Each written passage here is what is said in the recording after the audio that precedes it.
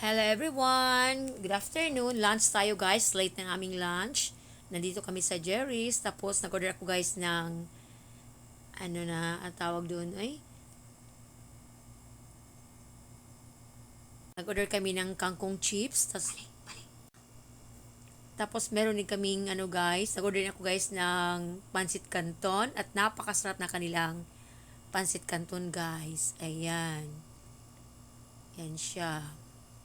Hindi siya, perfect talaga ang kanilang timpla guys dito. Tapos nag-order din ako guys ng lumpia Shanghai. Ayan.